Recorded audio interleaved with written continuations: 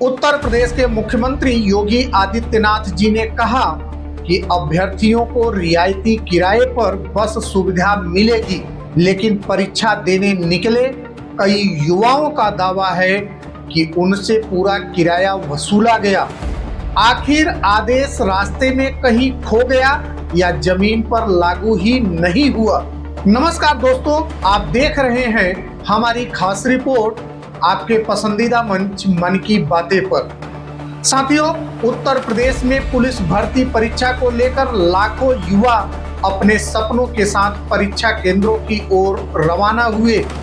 परीक्षा से पहले मुख्यमंत्री ने साफ निर्देश दिए थे कि अभ्यर्थियों की सुविधा का विशेष ध्यान रखा जाए, यातायात व्यवस्था बेहतर हो, बिजली की निर्बाध आपूर्ति हो और सबसे महत्वपूर्ण विशेष बसों में अभ्यर्थियों को रियायती किराए की सुविधा दी जाए। लेकिन परीक्षा के पहले ही दिन सोशल मीडिया पर कुछ ऐसे दावे सामने आए जिन्होंने कई सवाल खड़े कर दिए। कुछ अभ्यर्थियों का कहना है कि बस में उनसे पूरा किराया लिया गया। उनका आरोप है कि कई कंडक्टरों को रियायती किराए वाले आदेश की जानकारी ही नहीं थी। ऐसे में जिन युवाओं को राहत मिलने की उम्मीद थी, वे सामान्य यात्रियों की तरह पूरा किराया चुकाने को मजबूर हुए। अब सबसे बड़ा सवाल, अगर सरकार ने सुविधा देने का फैसला किया था तो क्या यह आदेश जमीनी स्तर तक पहुंचा? क्या सभी बस डिपो चालकों और परिचालकों को इसकी स्पष्ट जानकारी दी गई थी, या फिर लाखों अभ्यर्थियों के लिए बनाई गई योजना कागजों तक ही सीमित रह गई? यह मुद्दा इसलिए भी महत्वपूर्ण है क्योंकि पुलिस भर्ती परीक्षा में शामिल होने वाले अधिकांश अभ्यर्थी साधारण और मध्यम वर्गीय परिवारों से आते हैं।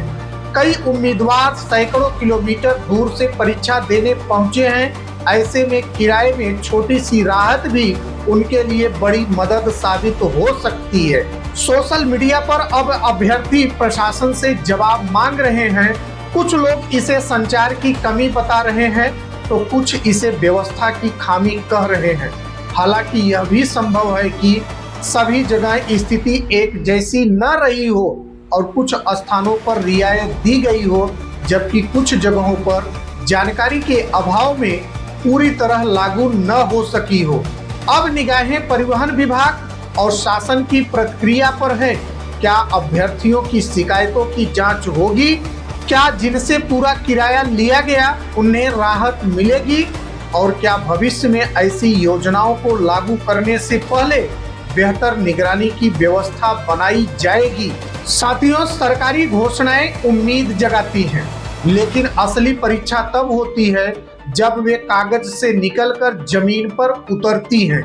क्योंकि एक प्रतियोगी परीक्षा में बैठने वाला युवा सिर्फ नौकरी के लिए नहीं लड़ रहा होता है, वह अपने परिवार के सपनों के लिए भी संघर्ष कर रहा होता है।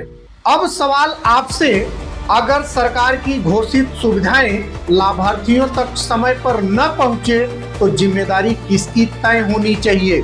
नीति बनाने वालों की, उसे लागू करने वालों की, या पूरे सिस्टम की? आप अपनी राय कमेंट में जरूर बताइए। और अगर आपको हमारा यह वीडियो पसंद आया हो तो हमारे इस वीडियो को लाइक करिए, शेयर करिए और हमारे चैनल को सब्सक्राइब अवश्य करें। धन्यवाद।